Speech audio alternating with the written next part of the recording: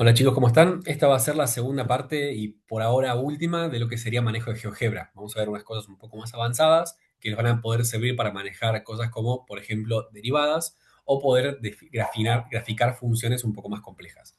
Voy a compartir pantalla antes que nada. Bien, perfecto. ¿Se acuerdan que la vez pasada en el otro video hablamos de entradas de GeoGebra y podían ser números, podían ser variables, podían ser funciones, podían ser un montón de cosas, deslizadores podemos ponerle? Esta clase vamos a ver, o este video, vamos a ver otro tipo de entradas que son de tipo comando. Un comando es algo que se usa mucho en programación, es un texto que tiene una determinada estructura y que después yo adentro le puedo poner ciertas cosas y eso me hace comportamientos un poco más complejos. Un ejemplo claro, voy a sacar esto, me parece que ustedes también lo ven. Un ejemplo claro de esto vendría a ser en esta función, nosotros tenemos, si lo analizan, no voy a poner a analizar ahora porque no es sobre esto el video, pero si analizan esta función, van a ver que tenemos dos problemas en el denominador, en el -2 y en el 2. En el -2 se nos genera esta asíntota vertical, porque menos dos al cuadrado me queda 4, -4 me queda 0, y arriba no me queda 0, esto cuando da el límite me va a quedar una asíntota vertical.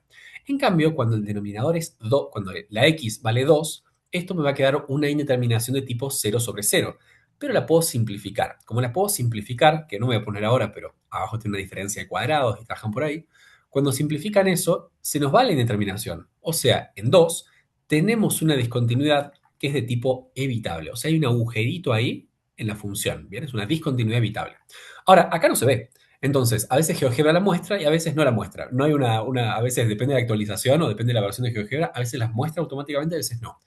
¿Cómo podemos hacer para encontrarla? Bueno, si ustedes están en duda, acá donde están las entradas, ahora podemos escribir cosas. Y fíjense, yo escribo, por ejemplo, discontinuidad habitable, automáticamente apareció esto. ¿Y qué me dice acá? Discontinuidad habitable, esto de acá es un comando, y entre paréntesis me pide que le ingrese una función. Entonces, yo aprieto acá, y acá dentro de la función puedo, ya sea escribir la función entera, x menos 2, y acá vamos a poner todo esto entre paréntesis, dividir, bueno, acá no me está tomando bien, vamos a poner, mejor dicho, paréntesis, paréntesis, x menos 2 y acá dividido x al cuadrado menos 4. Y una vez que tengo esto, yo cuando saco, fíjense que me generó un punto A que se llama discontinuidad evitable y ya me generó en qué punto se encuentra la discontinuidad evitable de esta función. Algo que yo no les recomiendo hacer esto, directamente escribir de vuelta toda la función adentro, porque GeoGebra es muy inteligente. GeoGebra le puso nombre a esta función, acuérdense la clase pasada que dijimos a cada función se le pone un nombre, le puso el nombre de f, entonces yo a esta función puedo poner discontinuidad evitable, y adentro de la función, en vez de escribirla de vuelta, escribo simplemente el nombre de la función que es f. Y fíjense que me generó este nuevo punto b en el mismo lugar. Esta sería una de las muchas variables. Acá pueden escribir e investigar. Por ejemplo, yo pongo, van a encontrar un montón integral, integral entre. Acá pueden hacer, esto está muy bueno para poner áreas, intersecciones, un millón de cosas. Y solamente puse 3 letras. Pero pueden poner cualquier cosa y les va a aparecer un montón de letras y un montón de comandos que les permiten hacer distintas cosas. ¿Qué otro nos puede ser muy interesante para, sobre todo para esta materia? El comando derivada. Si ustedes escriben derivada, ustedes pueden adentro de esta parte que dice derivada escribir la función f y al hacer enter les aparece la nueva función derivada y hasta les aparece una expresión simplificada de la derivada. Entonces, si su profe le da unos ejercicios y ustedes no saben el resultado, obviamente tienen que hacerlo paso a paso ustedes. Pero si quieren ver si lo que hicieron está bien, pueden usar esto como una respuesta para encontrar la derivada. Y aparte tiene mucha lógica. Pueden ver en este caso, como esta función, por ejemplo, en esta parte está bajando muy rápido, entonces la pendiente es muy negativa y por ende el valor de la derivada es muy negativa. Y si se fijan, el valor de la derivada acá es un valor bastante negativo. Eso no es clase de derivadas, así que no voy a entrar, pero quiero que vean que utilizando estos comandos pueden trabajar con derivadas. Y otro que es extremadamente útil, sobre todo para lo que es análisis de funciones, es el comando si. El comando si lo que permite es un condicional. ¿Y esto para qué les va a servir a ustedes? Bueno, cuando tengan que escribir funciones que están compuestas por trozos, como la que ven en pantalla ahora, no sé si estoy compartiendo, ¿no? Estoy compartiendo. Bien, sí. Como la que ven en pantalla ahora, ahí estamos, disculpen. Em, tenemos varias condiciones. Yo tengo que, no hay, lamentablemente GeoGebra no tiene un botón, que debería tenerlo, pero no tiene un botón para que sea una llavecita así. Está esta llave, pero esta llave es como una llave para poner cosas adentro. No es para definir varias partes de una función. Entonces, no, aunque no esté ese botón, nos da una forma de poder definir este tipo de funciones. Fíjense que yo acá la definí. Bien. Pero ¿cómo hacemos para escribirla? Bueno, usando el comando sí. El comando sí, ¿cómo funciona? Bueno, yo tengo una función y la condición que tiene que cumplir. Fíjense acá que me pide que cuando x sea menor que cero, o sea, cuando x esté por detrás del cero, se comporte como la función menos x. Y cuando x sea mayor que cero, o sea, del cero para adelante, se comporte como el logaritmo natural de x. Entonces tengo condiciones y tengo cosas que tienen que cumplir. O tengo las condiciones y después adelante tengo qué tienen que hacer en caso de cumplirla. Tengo por acá un paint que les dejé muy sencillamente puesto cómo es la estructura de este comando.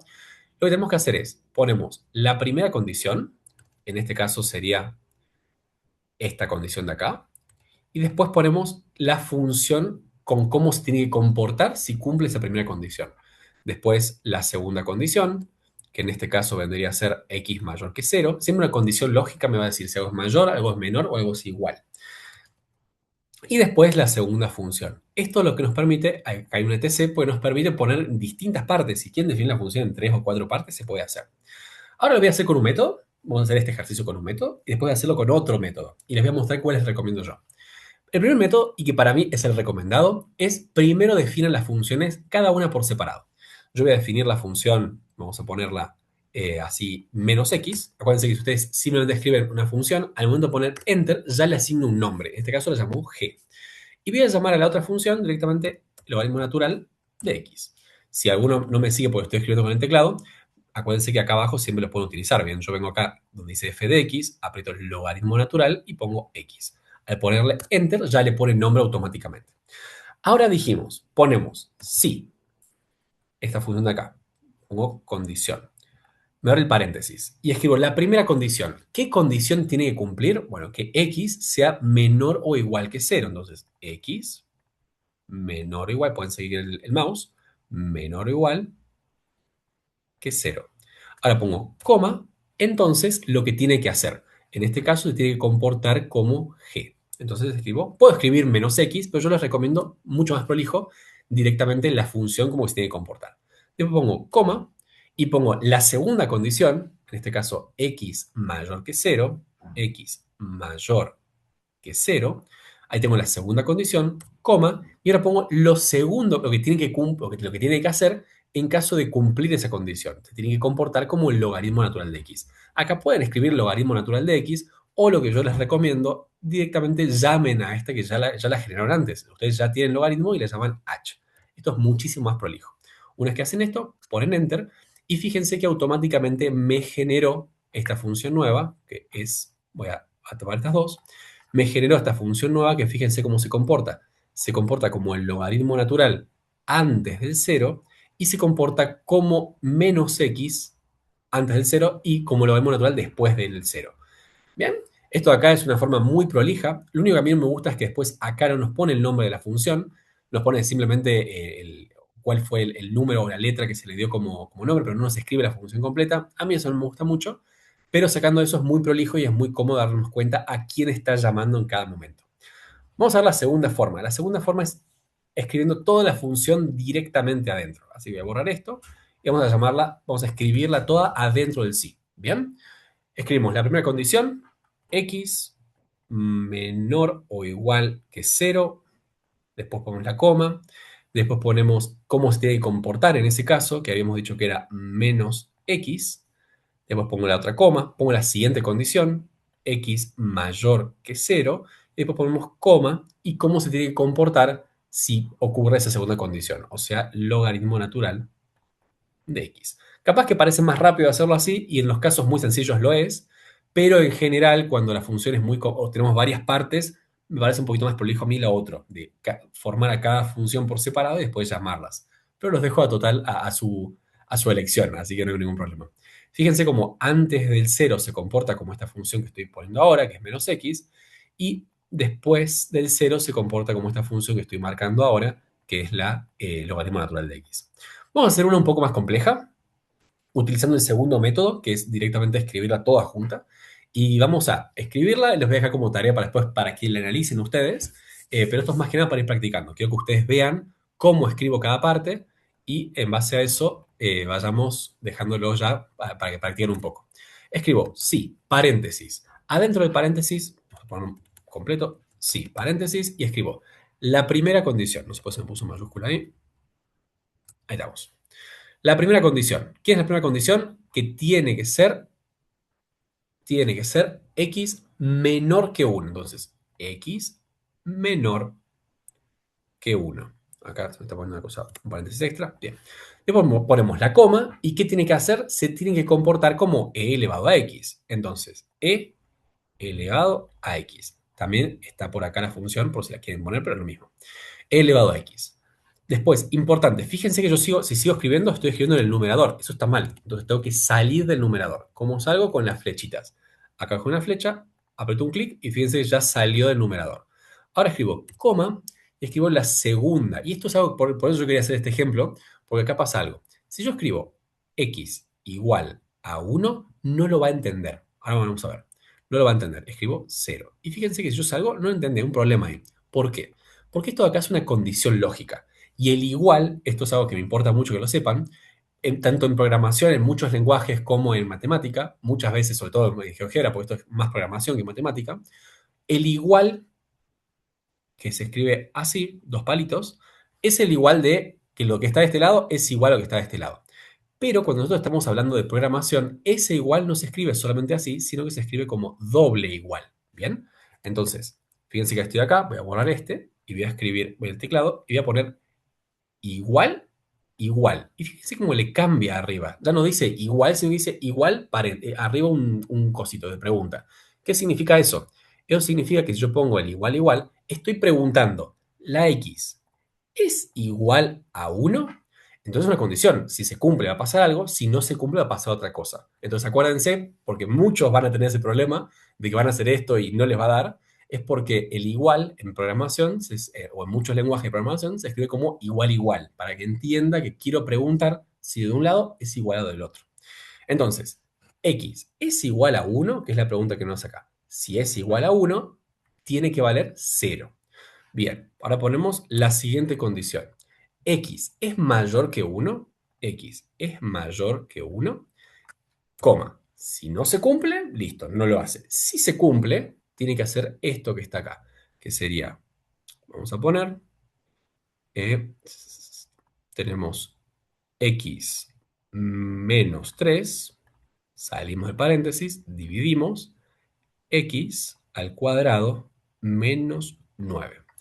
Bien, y fíjense que ahora esta función, si cuando yo en el momento que ya le puse, cuando le pongo enter, se comporta exactamente, y ya me lo arma, me lo deja todo bonito y todo, y ya se comporta de la forma que queríamos. Esto de acá me gustaría que después lo analicen ustedes físicamente, o analicen, hagan un análisis completo de función y busquen las discontinuidades, pues está muy interesante. Acá lo que tenemos es que, miren, cuando la x es menor que 1, o sea, para atrás, se comporta como una exponencial. Cuando vale 1, fíjense dónde está la función. Voy a hacer un poquito más gruesa, vamos a aprovechar acá, o sea, propiedades, y vamos a hacerlo un poquito más gruesa la función, así lo ven. Fíjense cuando la función vale 1, está acá abajo. O sea, es un punto aislado de la imagen de la función. Pero en el dominio están todos definidos. En el dominio, todos los valores menores que 1 están definidos. El 1 está definido, porque vale 0, pero está definido, o sea, en el dominio está. Y después, por separado, tenemos que a partir del 1 vale esta otra función de acá.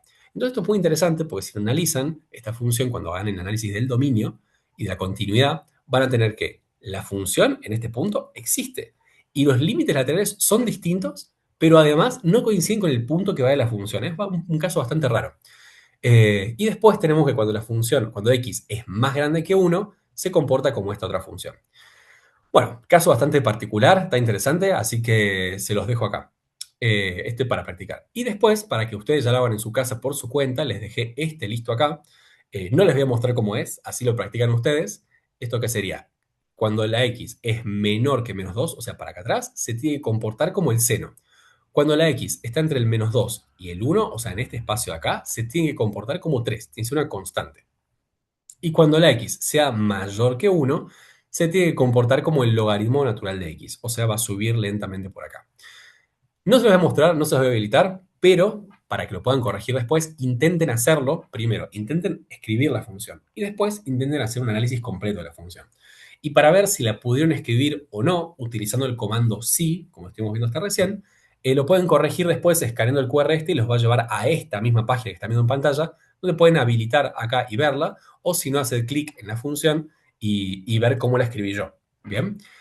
Con eso estaríamos, me parece que vimos bastante. Tenemos entonces distintos tipos de entradas de tipo comando, que pueden ser ejemplos como ese, derivada o encontrar discontinuidades evitables, o utilizar, por ejemplo, el condicional sí para definir una función a trozos. Y después definimos una función a trozos, primero definiendo las funciones por separado y después llamándolas, que se llama, o sea, solamente usando el nombre, llamándola G o H.